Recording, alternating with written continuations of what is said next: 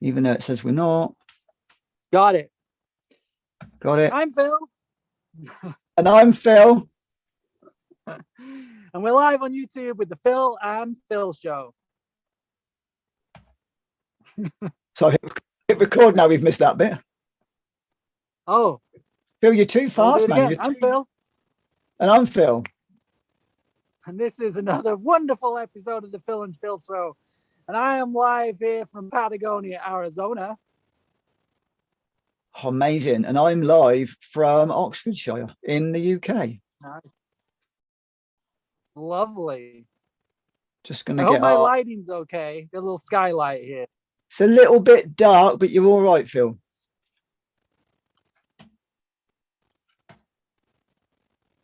Yeah.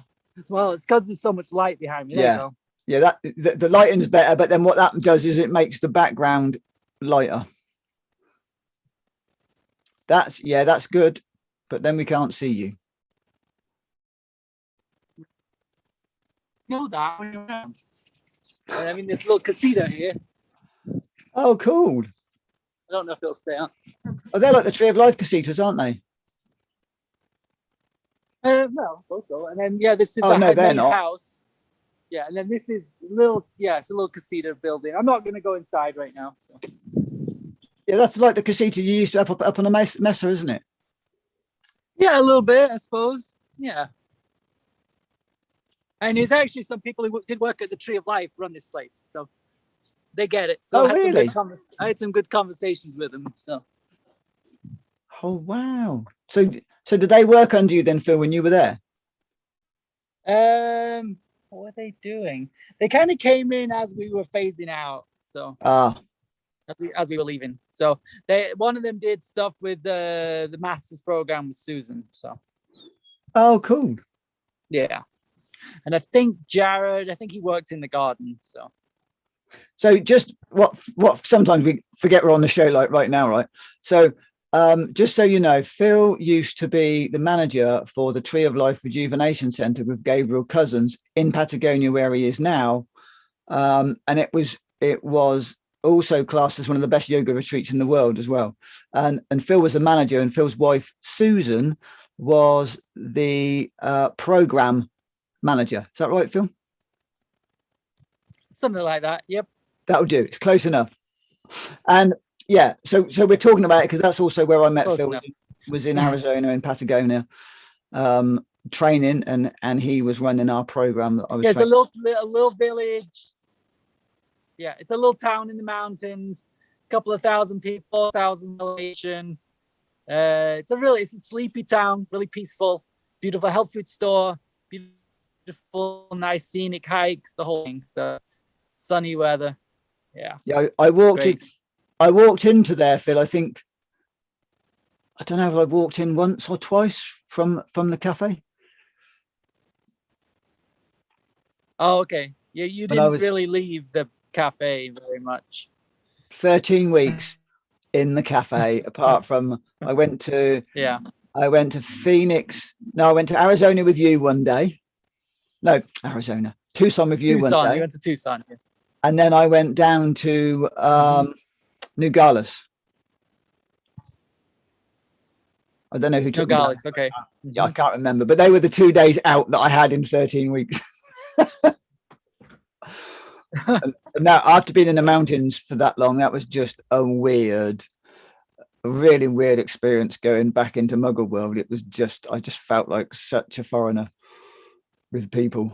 You don't get out much, do you? No, not even at home. I don't get out much, really. Although I went out today, Phil. I went out. I found someone else to come on the show. I found someone else to come on the show. She's really looking forward to coming on. What was her name? Her name was Jen. See if I can find her card. Oh, I don't know. I've got a card somewhere. She did vibrational clearing of. Oh no. Oh yeah, here it is. She did vibrational clearing, pathogen balance. She's called Jen Brightlight. And I'll tell you why I was drawn to her in this little Mind Body Spirit Festival was because she was beaming out of all the people there, and all the energy was just like, oh my God. And I kept walking past this lady going, she looks really interesting. I really like her energy. So I went over and talked to her, and her name is Brightlight. Wow. Jen Brightlight is her name. Wow. Pathogen balance. And she can even do the taking out all the metals and pathogens that go in with that. Ah. The only thing she hasn't figured out yet is to do the Morgellons that's in it. Right. Yeah. That hasn't figured out. That's those stringy things that we don't really know what they are, and maybe come from those trails in the sky and stuff. Yeah, basically something weird, and it basically clogs people up. Nanotech that grows. Yeah, that's bizarre, isn't it? It's bizarre. I'm reading this book right now. It's a good new book I got. Well, not new. It's not old. It's called Goodbye Germ Theory: Ending a Century of Medical Fraud and How to Protect Your Family. Dr. William P. Trabing. So it's a fun book. Kind of covers some of the stuff we did at Tree of Life with Gabriel, and the pleomorphism versus monomorphism and stuff like that. Like just about how bacteria and germs and things basically are there to decompost pathogens, toxins, stuff like that, and they have a purpose. They're not there by accident attacking us. They're basically there to help clean things up. That is their job. Whereas in the Western world, we've made, or pretty much the whole world now, we've made those things as things that are out to get us, but really their job is to clean up. Well, it's kind of it's kind of arse about face, isn't it? It's like, if we don't do the cleanup work ourselves, right, then the crew comes in to do the cleanup work. So the crew coming in to do the cleanup work isn't necessarily the problem. It's their waste and the bacteria and stuff that they carry that then becomes a problem, right? Right. Well, and if we're so toxic that it's just the body just kind of freaks out and it shuts down. It can't do it. And then we get the body starts encapsulating toxins in as in things that are encapsulated in the body, as wink, wink. So, but the body's pretty smart. It's trying its best, but we just overwhelm it with so much stuff. And it's just, and so it's that's our life, is always working out ways to support the body in its detoxification, Yeah, because, ultimately, Phil, the things that you and I have learned now is our body is a self-regulating detoxing specialist. That's what it does. However, it can only do the self-regulating detoxification now if we support it, because we've made such a mess of it. And there's so much now, there's so much bioweaponry going on that actually it's now become a full-time job to keep ourselves remotely healthy. Right. Yeah, we need to be doing cleanse/detox/fast a few times a year on the change of seasons. We need to be doing that. And in between those times, we can't just go back to what we were doing. It's got to be as clean and organic and whole foods as possible in between those times. So it's not like, oh, you do a cleanse once a year and then you can do whatever. It's we kind of have to be on it all the time these days. So yeah, and I think one of the things I've learned is adding in as much food as you can that creates detoxification. So let's just look at heavy metals, right? That are coming down. They're raining down on us from all directions, 24 hours a day now. So, and the same as radiation, lots of radiation. So what can we do about that, right? So we know there's Chlorella, right? Chlorella is amazing. Just that herb plant, that's what I'm talking about. Herbs that grow. Chlorella. Sorry, coriander is what I meant when I said herbs that are growing. Coriander, which we all know coriander, you buy it in any supermarket. For the Americans, cilantro. Oh, yeah. Sorry, guys, cilantro. And I think that's the same for the Italians, isn't it? Cilantro. And then we've got seaweeds. Seaweeds are great for pulling out and neutralizing radiation and also remineralizing an iodine. And iodine is really important for us. And then there's lots of individual seaweeds that do slightly different jobs within that, but seaweeds in general do that. So, you know, and Chlorella, which is a single cell green algae. So it's about stacking our food supply in our favor as opposed to stacking it against us, right? Mm-hmm. So we can add in. Well, yeah. Go on, Phil. Well, yeah, I kind of wanted to step back a little bit and kind of go to what the body does in terms of to clean out. And there's a lot of fear of what the body does. Like the body produces a lot of mucus. The body creates fever. And there's a lot of fear of those things. Like we're like, oh my God, I got a fever, or I've got mucus, or I got, you know, a head cold or a flu-like symptoms. And people freak out with that. But it's actually then when that happens, it's, you know, the goal of natural living is to support that process. You know, the mainstream way is to stop that process. It's like, oh my God, I got a flu. I got to stop that. Phil, I got to block it. Let's just be a little bit more specific then, because okay, go ahead. Totally jump in. So let's look at fever, because that's the thing you mentioned, and I right. clicked in. It's like, okay, fever. So otherwise, if we say flu-like symptoms, right? Yeah, totally agree with you, but let's be a bit more specific. So a fever, right? What's your understanding of what a fever's actually doing? That's a good question. As far as the body is heating up to help push out toxins, maybe.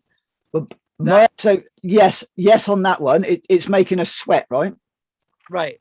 So it opens up the skin. What it can't push out through the kidneys, because most people's kidneys are blocked. They filter to a certain extent, but they're not optimum. If the medical profession say, "Oh, your kidneys are fine," all that means is you're not dead, right? But we know now that they're not working optimally. They're working, so you're not dead, but they're not working optimally. So you can say that you've got a kidney dysfunction, then, for a better word, right? So if your metabolic waste can't go out through your kidneys and your bowel, it has to come out through the skin. Most of us have got dysfunctional skin too. So fever opens the skin up and pushes toxins out. But my understanding is, well, one of the things with fever, apart from opening the skin up, it burns off viruses and bacteria and dead cells that the body's not being able to excrete. Maybe it's like raising the metabolism, whether it's, you know, because bacteria are part of the breakdown thing. So it might be that it's raising the temperature to kind of break down dead cell, metabolic waste, all of that stuff, and kind of push it out of the body. Keep chatting. Okay. Where was I going? So yeah, and so talking about mucus too. Like mucus is the body's way of encapsulating that toxins and basically taking out of the body. And well, let's go back to the fever and talking about the skin and talking about suppression of the detox. What do? We put things on the skin. So when people have skin eruptions, acne, stuff like that, or they go out in the sun, we cover this beautiful skin in toxins, which kind of blocks that detoxification, and then that potentially leads to, you know, skin cancer, stuff like that. And I think Anne just popped in and said, well, what about skin moisturizers? And I think using natural things like shea butter, coconut, you know, cacao butter, coconut oil, things like that, like as natural as possible, essential oils in them, just as simple as possible. Look at those ingredients. Can you pronounce the ingredients? Are they whole food and herbal and essential oil ingredients? Then great, put a little bit on your skin when it gets a little bit dry. But not all the time, because sometimes you want that skin to breathe. You want it to be breathing. I was just gonna say, when you put oil on your skin, right? Mm-hmm. You get a film. It blocks the skin. Right. When you put oil on your skin at night before you, especially for women, when you put oil on your skin at night, your body can't breathe. Your body, it's the most important time for your body to breathe when you're sleeping. Right. And if you're clogged up with oil, your body isn't going to breathe. So actually, the thing is, to Anne, like we talk about a lot, is if you've got a skin issue, you've got a gland organ issue. So you've got a skin if you need to put oil on your skin, you've got a skin dysfunction. So what we need to do is go down and look, you know, what controls skin. So I think thyroid, if people have dry split skin, as far as I'm aware, it's a thyroid issue.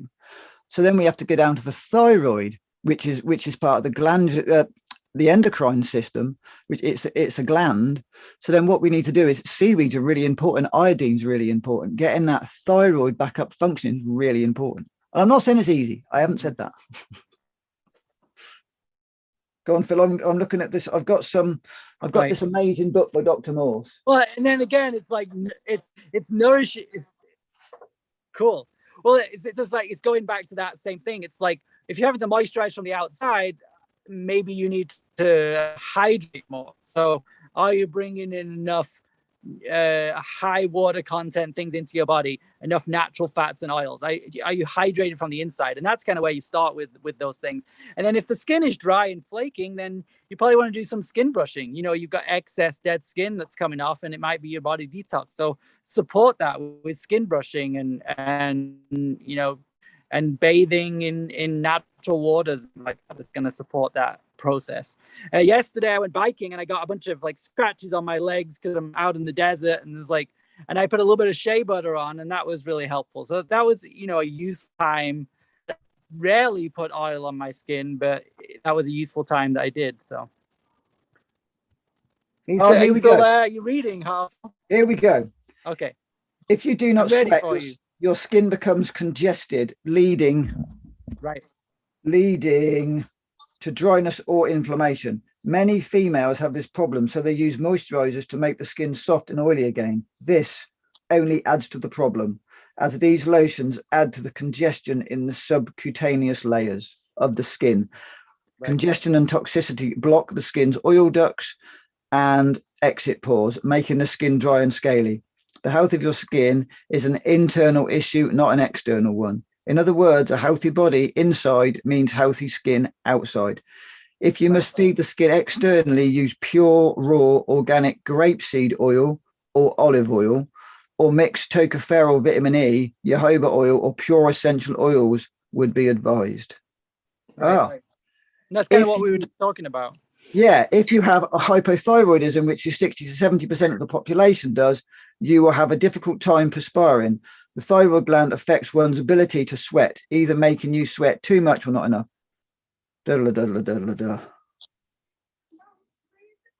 It's so what are ways to do that is sweat lodges, infrared saunas, sweat rooms, cold therapy. What's that? I said sweat rooms, but what do you call those things when you go steam rooms?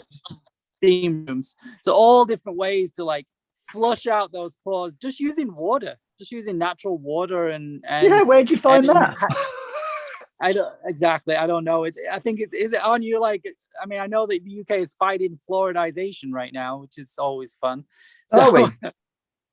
Yeah, there's a Mr. whatever that, some health minister, the guy. Oh, he's decided a pillock. I'm not allowed to say that on YouTube, but he's a pillock. Yeah, he whatever. Pratt Wancock. Oh, sorry. No, Pratt Wancock's gone. Oh, he's gone. Okay, yeah. Well. I think somebody else hired him. He's like in the revolving door or something. But anyway, so in the revolver as a loose cannon. Yeah, exactly. Or a cannon for hire, maybe. So yeah. Anyway, so just all sorts of ways to support that skin to breathe. You know, to because that is our number one organ of elimination. You know, is the skin. It's critical, and actually, the healthier the person is. So people go, well, I get burned. You know, I put on all this skin cream and then you look at what the person's doing. They got a really crap diet and they're coating their skin in toxins and sunscreens. And, of course they're going to get burned. But as you start to nourish your body really, really well and detoxify, that your skin is more resilient and able to take in more sunshine. Yeah. So what one of the things that I've learned about sunburn is, it's basically the acid. So once again, right, the sun gets the blame. The same as when people go on a fruit diet, fruit gets the blame because of their reactions, right? Sun's crucial. Without sun, you're dead, right? So this bollocks about covering up, getting away from the sun is bollocks. What they don't talk about is the fact, sorry, I'm on one now, Phil, is the fact that just underneath the skin, it's full of acid. What the sun does is it fries the fucking acid and you get sunburn. So you got two choices now. You stay out the sun, get rickets and vitamin D deficiency and get sick and pale, or you sort your shit out, sort your diet out, get the acid out of your skin so you don't burn. Right. Choice is yours. Chuck a bit of humor in at the end just to make it all better.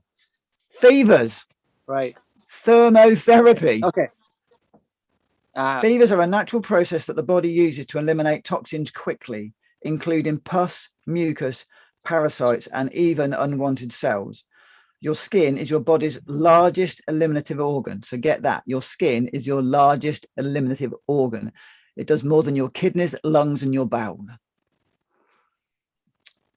According to the American Medical Association, if we can pay any attention to that, the body eliminates upwards of 2 pounds or more of waste per day through the skin. So in America, that's 2 pounds. For us older ones, it's 2 pounds.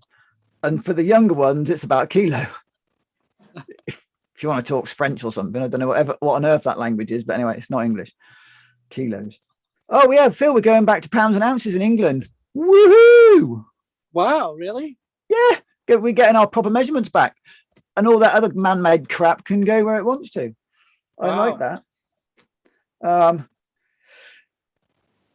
Waste through the skin and under normal circumstances where the body is cleansing, even more elimination is needed.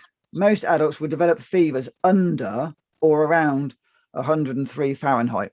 I don't know what that is in centigrade. It's probably about 39, I imagine. Always drink plenty of pure water and fresh juice or vegetable juices during time of cleansing. Never let the body dehydrate. You can use cold showers, baths, or a cold washcloth on the forehead or the back of the neck to cool yourself down a little.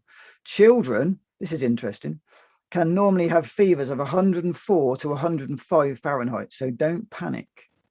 Again, the most important issue in these cases is hydration.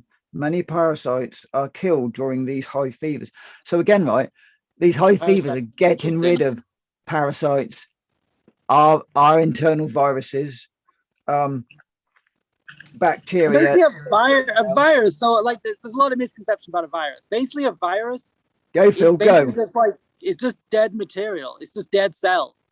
It's not something that comes in from the outside. It comes to get you. It's your own cellular material that's just breaking down, and your body has to clear it out. That's all it is. It's not something that gets you from the outside at all. So now to add to that, then, it has been stated that fevers, get this right, that fevers above 106, that's like we're dying, right? Mm-hmm. Above 106 kill cancer cells. Ah, interesting. At 110 Fahrenheit, you begin to kill your healthy cells. Right.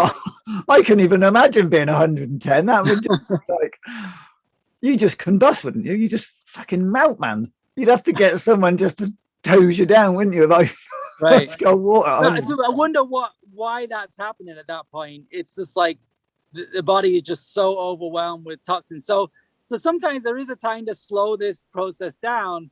And I was reading something the other day. I know we're going all around topics here, but I was reading about homeopathics because I know you like that.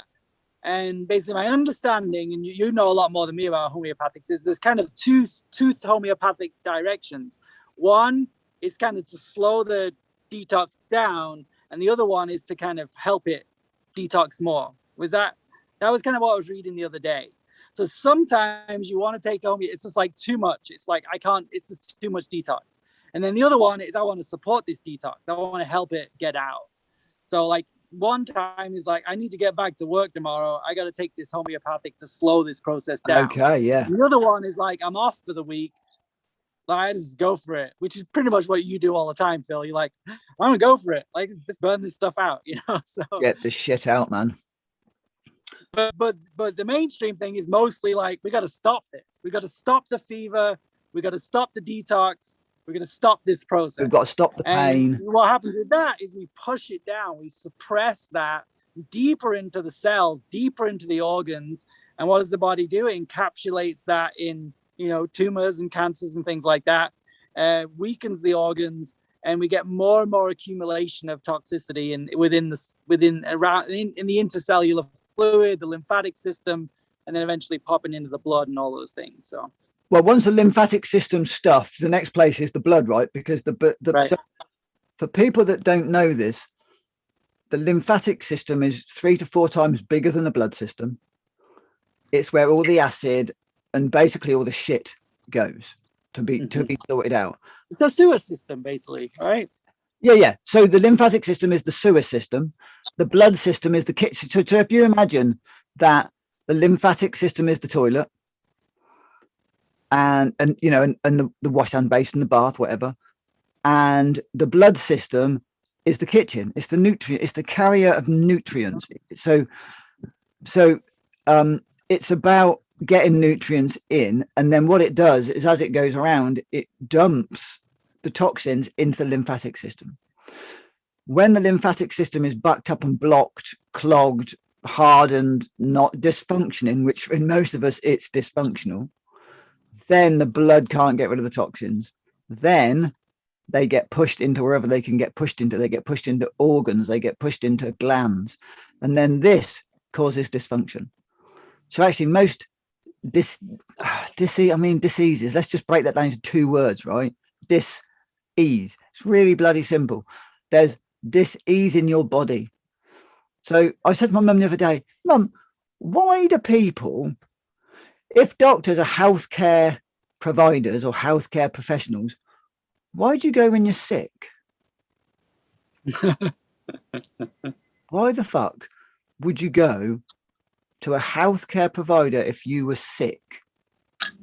Right. Surely you go to a disease management specialist if you were sick. Right. So what we go to is a detox specialist. Right. We go to a detox specialist, right? So if someone comes to me and says, oh, I'm really sick, it's like, I'm really sorry about that. But actually, the program is exactly the same as if you came to me, Phil, and said, hey, Phil, I'm doing pretty good, but I want to do better. What should we do? Right. And the answer is the same. Work on the kidneys, the adrenals, the lymphatic system, the endocrine system. Do the exercise, make sure that you're really hydrated. And then, so let's say that someone comes to me and they're in pretty good shape, right? But they're like, I get dry lips, dry skin, I get a bit of cracking, I get very dry. I'd be like, what's your hydration like? And they'll go, oh, well, I drink 2 to 3 liters of water a day. And I'd be like, well, there's your problem. Because water's a solvent, right? It's not a hydrator. And this is what people don't understand. So when I was really getting into hydration years ago, I thought that it was only water that would hydrate me. And then what I realized was water does superficial hydration. So what I mean by superficial hydration is it hydrates you to a point, but it doesn't appear to do cellular hydration. But when we do, and it's also H2O, right? Fruit juice and vegetable juice is number 1 electric, it's living, and it's H3O, which means it's highly absorbable by the human body and it's alive. That, and without a doubt, water-rich food, without a doubt, is hydrating. Mm-hmm. So I was, I think I told you this, Phil, I was doing a dry fast back in the summer. I forget when it was. I think it must have been May time. I was doing a 48-hour dry fast, which for those of you who don't know, dry fast is 0 by mouth for 2 days. And I went to a stand in the park, the things that we go to, Phil, and someone was saying, oh, do you want some of this? And I'm like, no, thanks, it's all right. I'm not eating, and I'm fasting. Oh, what you doing? I said, well, I'm dry fasting, so it's nothing. And they're like, oh my God, aren't you dehydrated? And I said, well, probably. I haven't drunk for 2 days. So sure, of course I'm going to be dehydrated. It's not difficult, right, to figure that out. Right. Anyway, she said, "Oh, do you mind if I do a little test on it?" And I was like, "No, of course we could. We can do that." So she got 5 or 6 people, stood them in a circle, and she did the little pinch on the back of the hand test, right, for hydration. And she started off with me, and she said, "Oh, that's really good." And she went all around the group, and I was the most hydrated person. I hadn't drank for 2 days. So I was like, "Oh well, no, it doesn't make me dehydrated." Right. Isn't that interesting? So all those people, they'd had their breakfast, they'd had their tea and their coffee, and they'd had their, toxic orange juice and whatever else they'd had. They were dehydrated. I hadn't drunk for 2 days. Right. Well, the body is we're not a bag of water. We're actually I don't know the exact terms here, but we're basically a bag of plasma. It's a phase of water that's not talked about. We often talk about liquid, steam, ice, but the water in the body is in like this kind of a plasma like state or gel like state. It's like hydrogel, I think is the word that's used for the water in the body. It's a totally different type of water, and you can kind of see that in sometimes in like fresh fruits and vegetables. You can see it. Like I remember harvesting like cucumbers out of the garden when I was here at the Tree of Life, and this silica, you would cut it and that silica would pop up like this gel like thing. It was like, oh, is that what it is, Phil? Silica?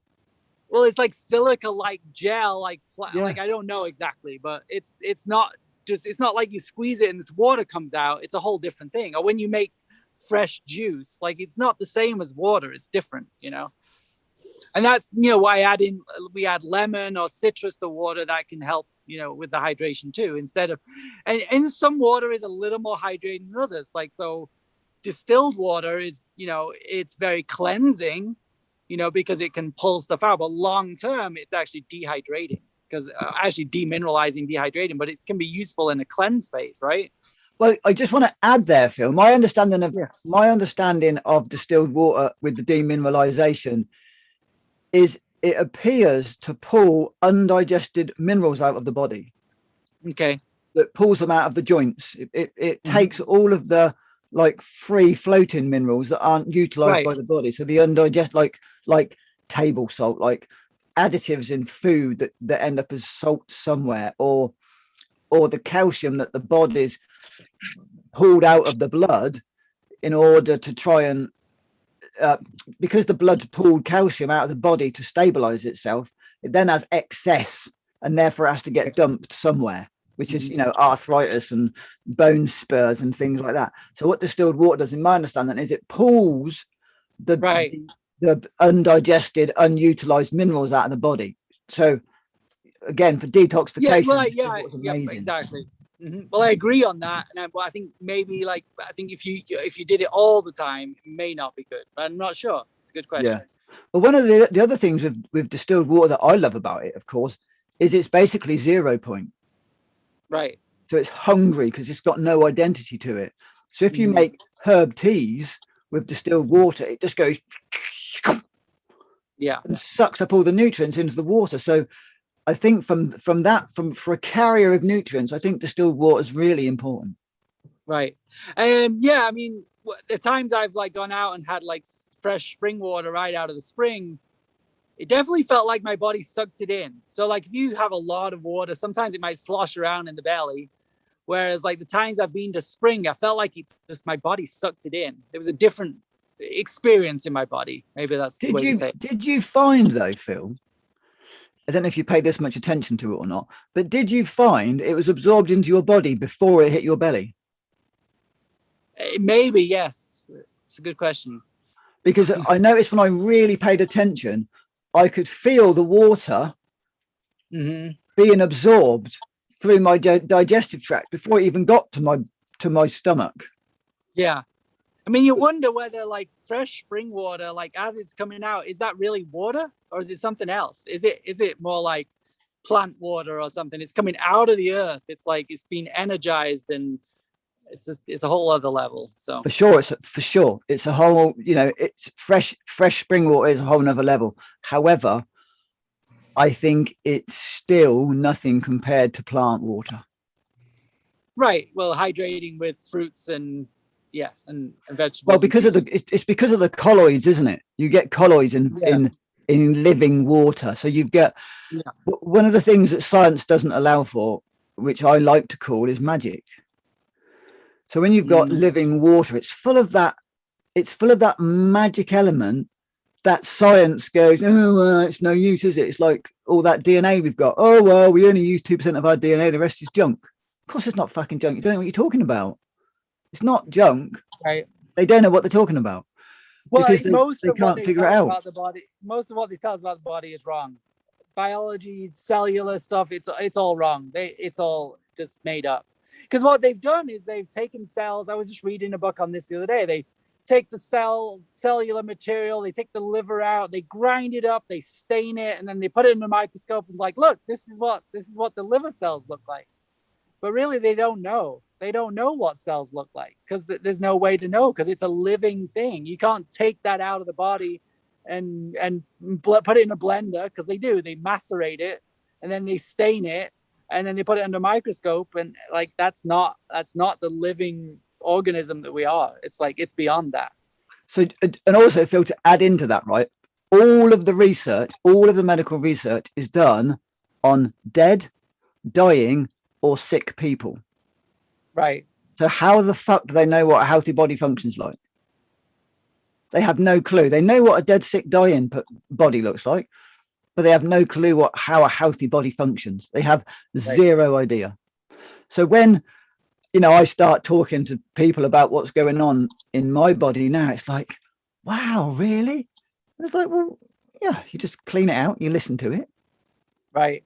I got to that after I had that virus thing, which I think was a massive detox download that I had for a month. My skin's amazing. I went over to see my friend Rena today and we were sat talking and she said, Phil, your skin's amazing. I said, yeah, it's because I was sick a few weeks ago. I think I had a big detox. So what I did when I was really sick. I was really sick.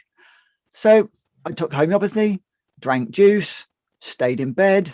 Yeah, I couldn't do anything else. I had to stay in bed. Right. I read. Well, I didn't for the first week. Actually, that's not true. I did nothing. I just rested and tried to go outside and breathe some air. And I drank a bit of juice. I was drinking like 1 liter of juice a day, 0 water, juice, no food, and homeopathic remedy every day. Mm-hmm. And no herbs. I couldn't face any herbs. And for a few days, there was some days where I didn't do anything. But I was like, man, if I'm burning up and I've got a fever, I really ought to drink, perhaps. So there was a few days because I had a fever, and I'm kind of not sure on that whole bit yet. It's like, I'm gonna, I was reading that book about fevers, and it's like you've got to drink. So it's like, okay.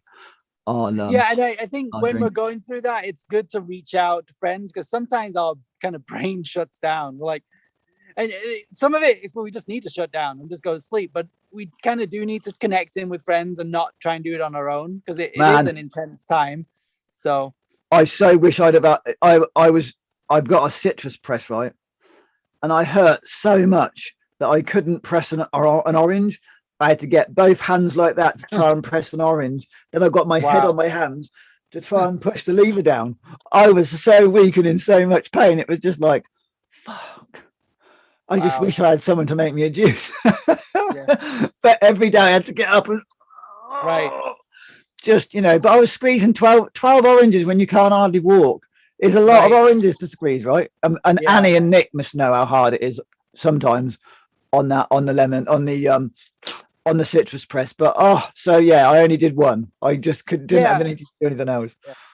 And on the Gerson therapy, people are so sick. They basically, you have to assign a caregiver who makes all the juices for you, make sure your coffee enemas are ready and all the enemas, and make sure you get your supplements and stuff like that. So if you're really in that space, and that's where community comes in to support each other. So we're going to do another fast with a group of us after Halloween, we're just going to do a little, like a cleanse. We may or may not fast depending on the temperature. It's still pretty warm here, but we'll maybe do some warm teas and soups and things like that. But we're going to do it together and check in with each other every day. So yeah, I think it's, I've done, well, I went through that on my own, and that's way, that's really intense.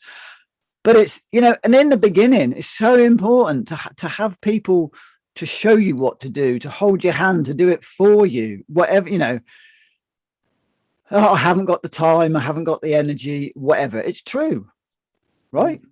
We all know that. I'm too sick, whatever. And the chances are it's true. And I think in the beginning, when people say, oh, I haven't got the time, it's because they've got to learn something. It's new. What juicer do you buy? What do you juice? Do you juice vegetables? Do you juice fruit? Do you drink teas? What herb teas do you drink? And in the beginning, it's overwhelming, because it's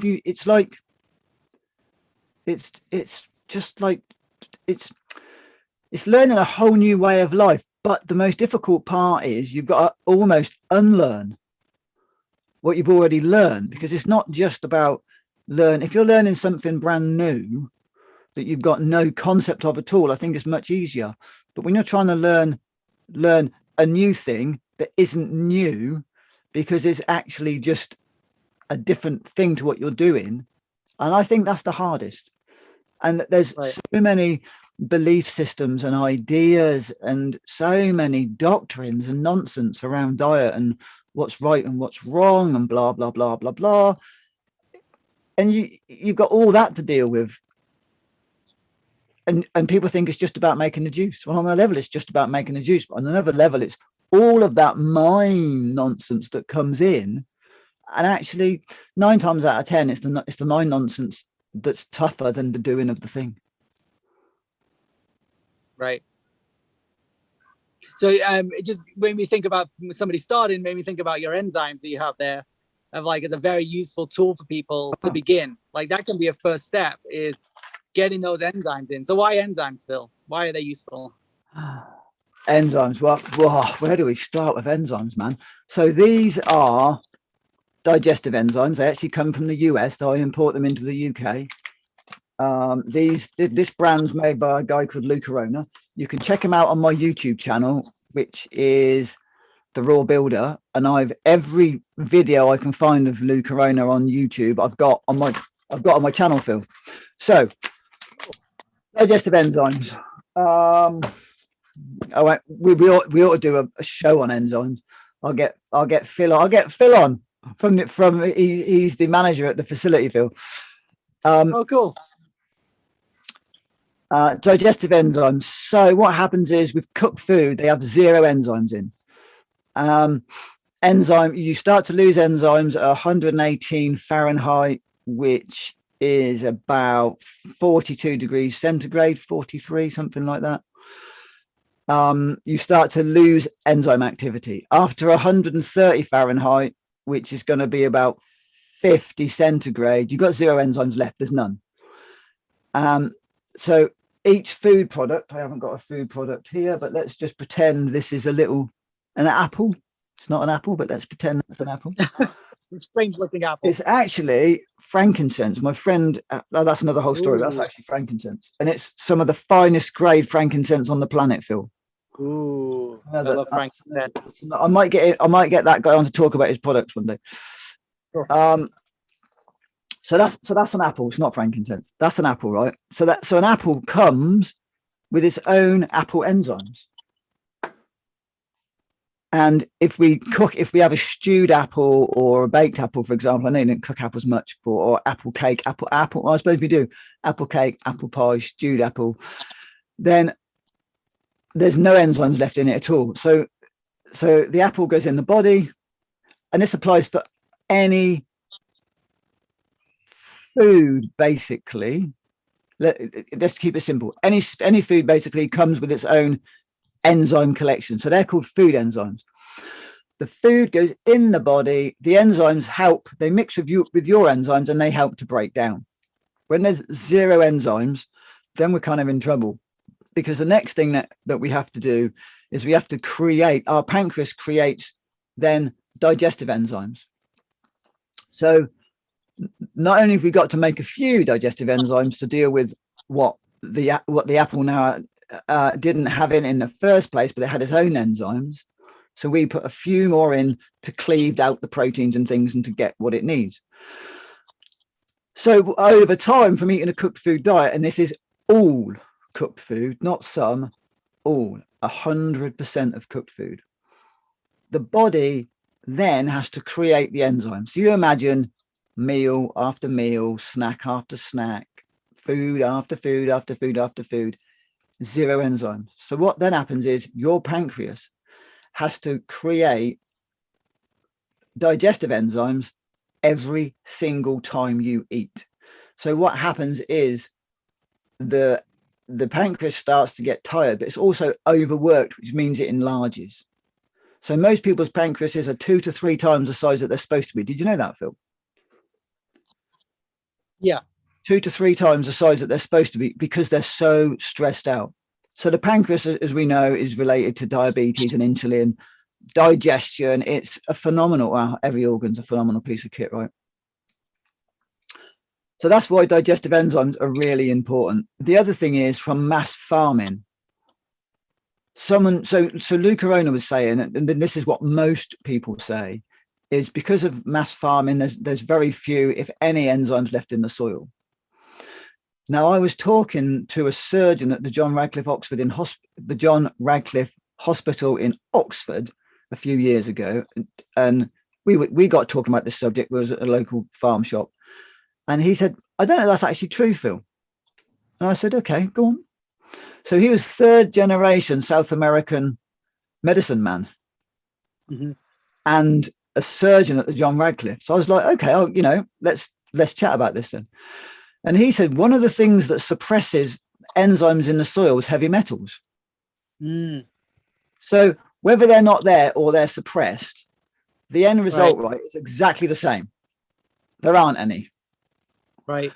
So on a level, we're splitting hairs, but it's really interesting because back in the 50s, all of the seeds were dressed with mercury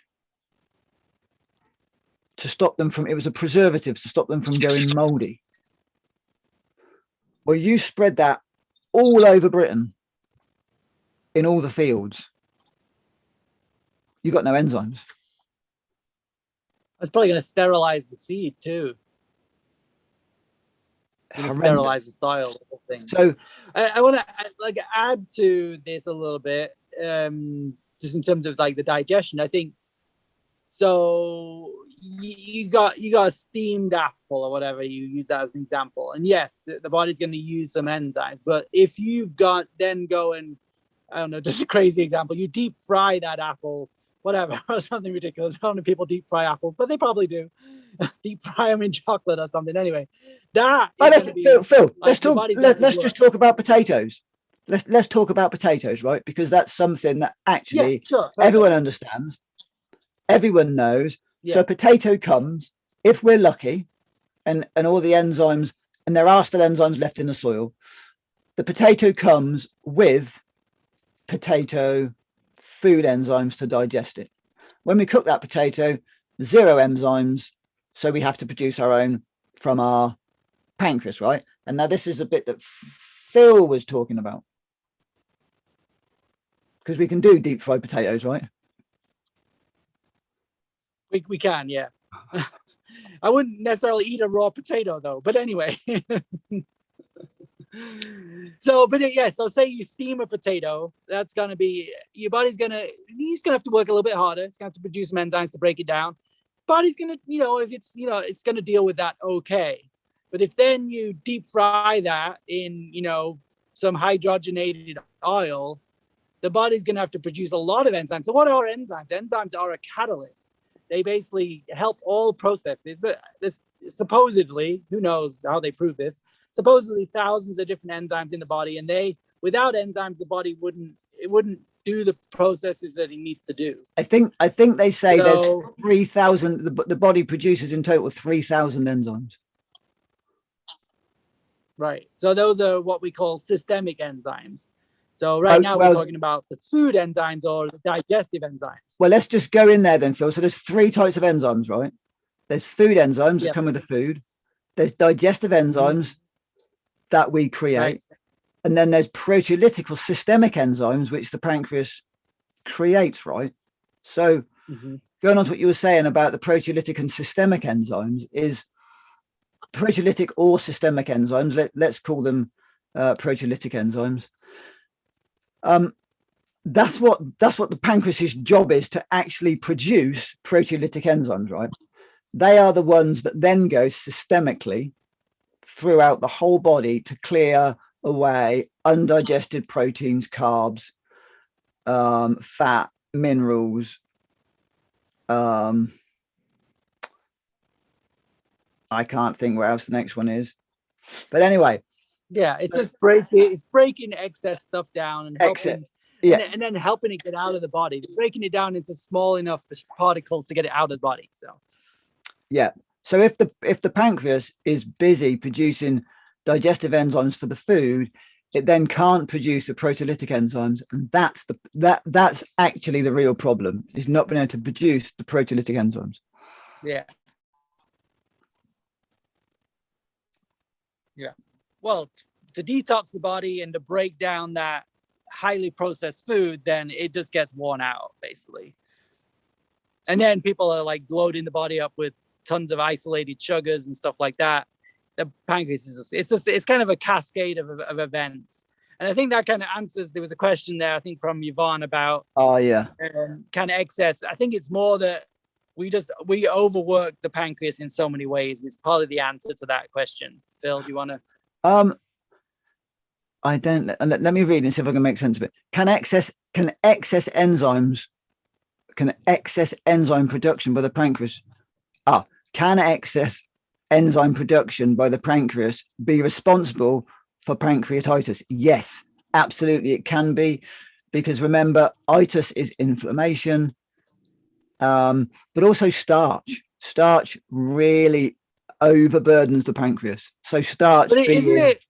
I mean, I'm not sure it's the excess enzyme. I mean, it's probably the pancreas trying to detoxify itself. Is it the excess enzymes fault, or is it the pancreas is just so overworked, it's just so clogged up? Well, I think you can take too many food, enzymes as a supplement, but it's pretty hard. So, yeah, that's not what she's saying. Okay. I think it is, can excess enzyme production. So if the pancreas is working too hard, right, can it produce pancreatitis? So in other words, if you're eating a completely enzyme deficient diet, which anyone that's eating 100% cooked food is on a hiding to nothing, then the pancreas has to work overtime. If honest, a little bit like you having 5 jobs and working 124 hours a week. I mean, a day, well, probably, and and you're going to get tired and inflamed. So yeah, the pancreas, if it's enzyme deficient, the pancreas will get tired and inflamed. It's worn out. And yeah, I wouldn't blame it on excess enzymes. I'd blame it on like you overstress the whole system. No, I don't think we really know.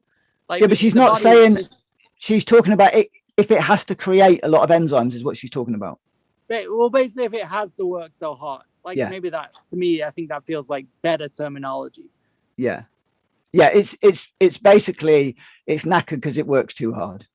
Right, exactly. Let's there put we it go. We got to the blunt point in builder's terms. Yeah, it's worked too hard. You've worn it out. It's done. It's going. Come on now, give me a break.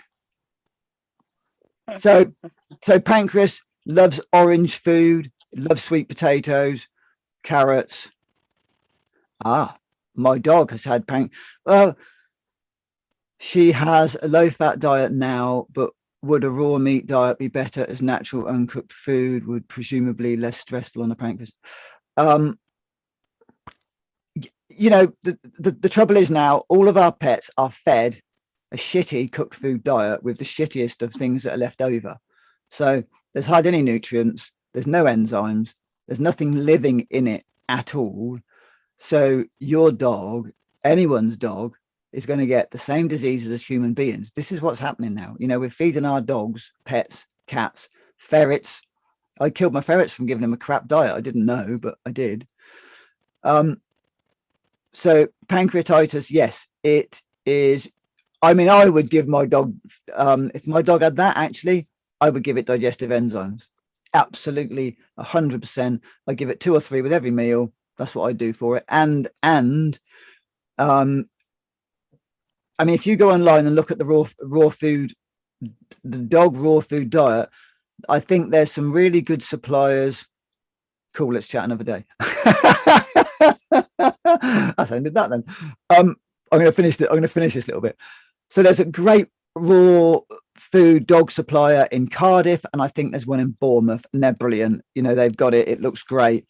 Yeah, I mean, feed your dog raw carrots, and you know, feed him a bit of raw apple. Dogs like papaya, which has got papaya enzymes in it. Yeah. Oh, papaya. Yeah, papaya's full of enzymes. The same as pineapple. If a dog will eat pineapple, I never tried a dog on pineapple, but yeah, just start. You know, just give him. I mean, my dog used to crave carrots. He loved carrots. So cool. Let's chat about Annie Woodward. About which enzymes for my dog are best. Don't want to hijack this. I'd go with these. They don't need to be dogs. They're food enzymes. You know, animals eat the same stuff. The animals basically are supposed to eat the same food that we're supposed to eat. Yeah. So well, I mean, they might have more protein, more fat. So those are going to be fine. But if they've got a higher fat or higher protein diet, you could do more protease, more lipase in there. But generally, like a little bit of that's going to be fine. So yeah, generally, I would definitely just add in food enzymes at this stage, because I have, you know, the most I've taken of those a day, right, is 100 capsules a day.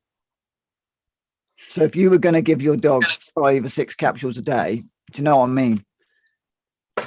It's going to be absolutely fine. So yes, I would definitely add that in. I would definitely look at putting in him some fresh, like grated carrot would be really good. Grated beetroot would be really good. Not much beetroot, but a little bit of grated beetroot, a little bit of grated carrot. You could grate a bit of apple in, actually. Phil, that would work, wouldn't it? A bit of grated apple. Yeah. Things that are soft, you know, and easy for him, really. Right. But I've learned recently, Phil, apples are really high in enzymes. Yep. So, you know, apples, while you're feeding him the same dog food, I would grate a bit of carrot in, I'd grate a bit of apple in, and I'd grate a little bit of beetroot in. Any suggestions, Phil? Because you've got a dog. No, it's great. It's good stuff. Yeah. Right. No comment. Let's carry on to the next bit then. We've done pets, done enzymes, we've done pancreatitis. Yeah, and we've talked a little bit. Thanks for pulling those enzymes in, Phil. I was actually putting them there to cover up a gap.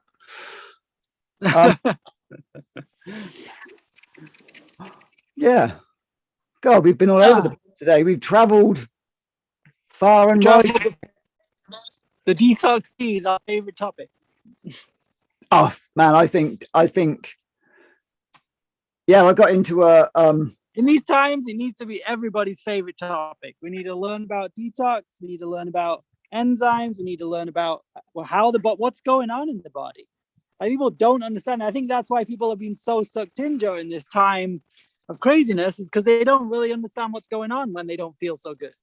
They think it's something outside of themselves, and in some ways it is environmental toxins and stuff like that, but they think that the thing happening to the body is a bad thing, where really it's something we need to support. So the body is always trying to create balance. It's always it's a self-healing thing. So the lesson in all of this is finding ways to support this beautiful body and doing what it needs to do, and kind of getting out the way a little bit. But there are ways to support it where we're not getting in the way, like juices and good quality water and hydrating whole fruits and vegetables. So all those things are supportive of the body. Colonics, enemas, all the stuff we talk about. You know, and always adding in, you know, I think it's really important for us all to add in things like seaweed now.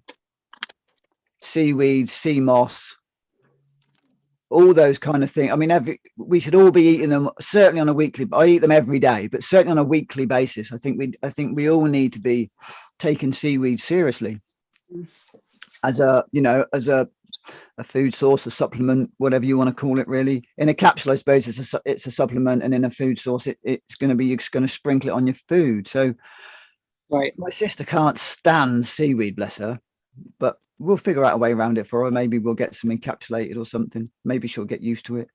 Right. But this is what we've got to do: is we've got to do workarounds. But seaweed's it's crucial. It's certainly crucial for thyroid health. Seaweed, and it's definitely crucial for getting the radiation out. I moved inside. I had to plug in. You were getting too hot then. No, the power losing battery. So I had to come inside and plug in. Losing power. Yeah. Anyway, Phil, let's it's 10 to 9 here for me at night. So let's we're probably ready to close the show. This has been a beautiful show. Wow. Who knew? Let's do some color therapy. Okay. A way to ground out after the show. I was going to say also we've kind of been all over the place. So, you know, I think Phil just covered back on you know, food enzymes. What they're going to call them digestive enzymes. They're really good for all of us to add in. You know, we can do a show just on enzymes, but you know, it's really important. Look at getting seaweed in your diet. Look at doing organics is crucial. Organic is, you know, when people say to me, "Oh, we eat a healthy diet," if it's not organic, it is not healthy. It's really simple. And what's interesting as well is the people that say to me, "Oh, we eat an organic diet," they don't tell me how healthy it is. Right. But the people that claim to be eating a healthy diet, 99% of them aren't eating organic. Right. So it's healthy. How can it be? Right. How can it be? It's full of poison. Right. It can't be. It cannot be healthy. Yeah. So and organic is like always our minimum. Like it's like organic, you know, is kind of in quotations, because we know that the organic standards have been diluted, but that doesn't mean you are any non-organic. It's like organic's your minimum, but then we want homegrown, local, farmers market, you know, your delivery service, you know, all those things. In terms biodynamic, fresh as possible. It. Yeah. Mm-hmm. But also what I'm going to say is also there's certain things that are crucial. So look up like the 10 most toxic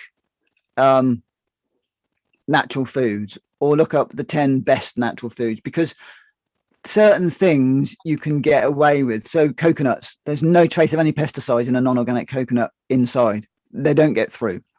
If we're looking at avocados you can get away with, apart from the fact if you're eating non-organic avocados, which I do occasionally. I don't really eat avocados anymore, but occasionally, is of course it's the pesticides on the farmers. This is what people don't think about.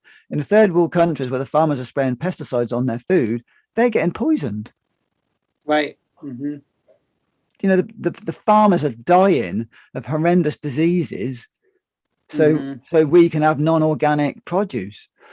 But you know, if things have got a shell on them, like an avocado, a mango, an orange, a lemon, a watermelon, things like that, it's not so crucial.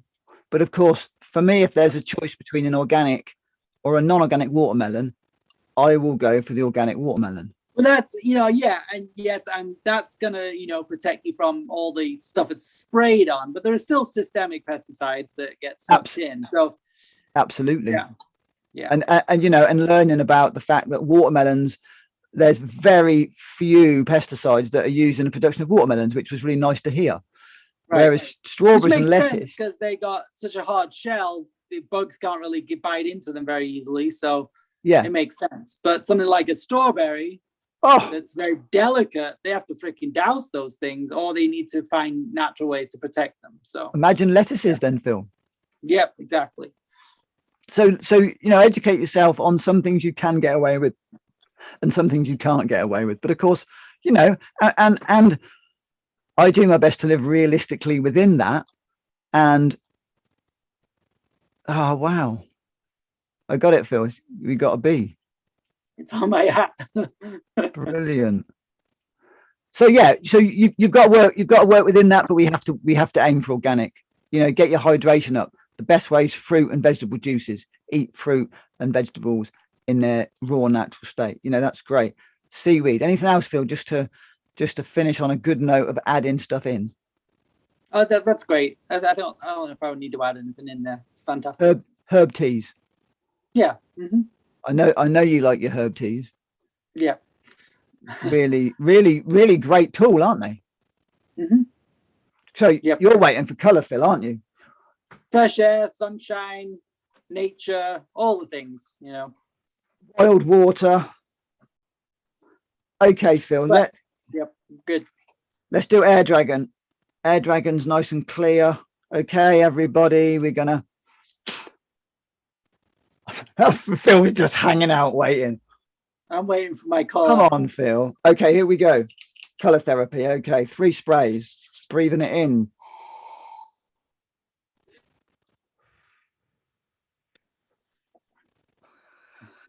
It's so funny. I just sneezed. As I sprayed it, you sneezed. That's perfect. That's Air Dragon. Air Dragons in my world. Yeah, sorry. Go ahead. Air Dragons in my world of healing come from the 43rd dimension. They are incredible, really highly evolved beings. The funny thing, like I was going to sneeze before you did that, and I sneezed, but then it made me think about now I actually celebrate whenever I sneeze or stuff comes out. I blow my nose and stuff comes out. I'm like, this is great. This stuff's coming out. I'm like, because people go, oh my God, I'm sneezing, must be sick. And I'm just like, oh, cool, I'm sneezing. My body's ejecting something that got into my nose, or it's in my lungs, or this phlegm comes up. I'm like, cool, it's got something out. Fabulous. So it's time to celebrate.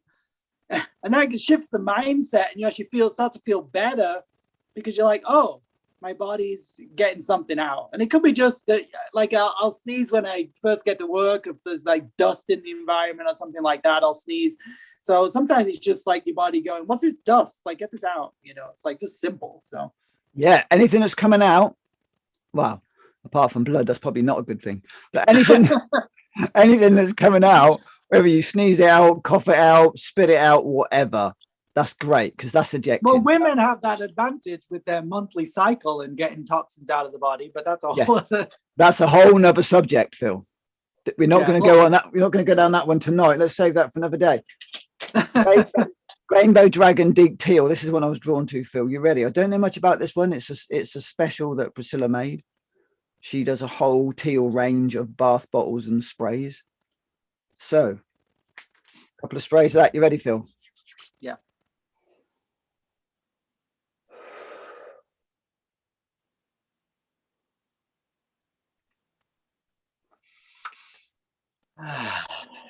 And then, last but not least, let's do Ruby Red to call in the clan. This is about tribe, family, creating a new world, creating a new community. This is bringing in our soul brothers and sisters on every level. Oh, it's a jet. That means we really need this one. Mm-hmm. That's for everyone out there watching. Thanks so much for watching. If you like what we do, give a thumbs up. I want to say one more quick thing. I'm sorry, Phil. But just like the tribe thing is really great because I know it's just fun. This guy, I get so excited. A lot of people watch James Corbett. He does some great radio shows, always about solutions and stuff. And he did one about the bystander effect, and which is kind of like this stuff where people would, in mob crowds, they would kind of ignore things or go along with the crowd. But what he did, he's like talked about all those studies that they did where the mob went along a certain way, which kind of we're seeing today. But then he flipped it and said, But we also have these things where when somebody stood up and did something different and was this inspiring leader, they started to inspire others to, you know, be better. So that's kind of what we're doing, is like, we're just living this and we're creating this tribe. And the more of us that come together, the stronger we become. And we realize we're not alone and we're doing amazing stuff. We're creating miracles. So yeah, just that's what we're about. So yeah, we are making a difference, even when it maybe feels overwhelming. We are making a difference. Absolutely, Phil. So what I was going to say was, you know, thanks everyone for watching. If you like what we do, a thumbs up. If you don't like what we do, go watch something else. Don't waste your time. You know, just stay and watch because you want to watch us, right? So yeah, give us a thumbs up, subscribe to our channel. Please, you know, tell your friends, families, whatever. If you think there's any value in what we're doing, please spread it. You know, we're doing the best we can. We're evolving out loud. We're learning as we're going along. We're teaching each other. We're learning from you guys, doing our best to answer questions the best we can. Great. So, and if you can also make a donation on our website at philandphil.com. So that's our website that you can join our newsletter and you can connect with our YouTube channel, which you're probably watching on YouTube right now. So that's great. Cool. And then I have a little resources thing with little educational stuff, which is useful. Also plug my game, COVID1984game.com, which is my little board game. So fun thing. So I'm going to plug that. So yeah, Phil's board game, epic. He's created something that is just phenomenal. It needs plugging, it needs playing. Yeah, when Phil either comes over or ships some over to me, then we'll get it going here. It's probably best if we got it printed here, Phil, really, isn't it? Yeah. Well, get this. So yesterday I did a trade for a game for 5 silver quarters. How about that? That's epic. Yeah, it's pretty cool. That's really cool. Mm-hmm. Wow. I like that. I mean, that's because this guy was like, he's like, I don't know if did you know Anu? Did you meet Anu when you were here? No, I think he was after me. Yeah, or before you. He was before you then. Oh. But he lives here in Patagonia, and he basically got a little homestead. And I was like, I'm not going to ask him. He's like, I want one of those. I'm like, I'm not going to ask him for money. I'm like, what do you want to trade? And he's like, he comes out with this bag of silver, and he's like, he like gives me some silver. I'm like, all right, I'll take it. That's way more valuable than a few dollars, I tell you. So absolutely, in this climate, gold, silver, cryptocurrencies, bag of enzymes, way more than money. So we wish you all have a beautiful week filled with community, love, family, and lots of hugs. Have the best day ever. And I really want to welcome anyone that's new to our channel or into mine and Phil's lives. You know, you're really welcome to join our tribe, support us, support each other, reach out to us. You know, if you're watching in the future, check out our other videos, come on the lives, and we can do our best to answer your questions. Fabulous. You want to close out the YouTube?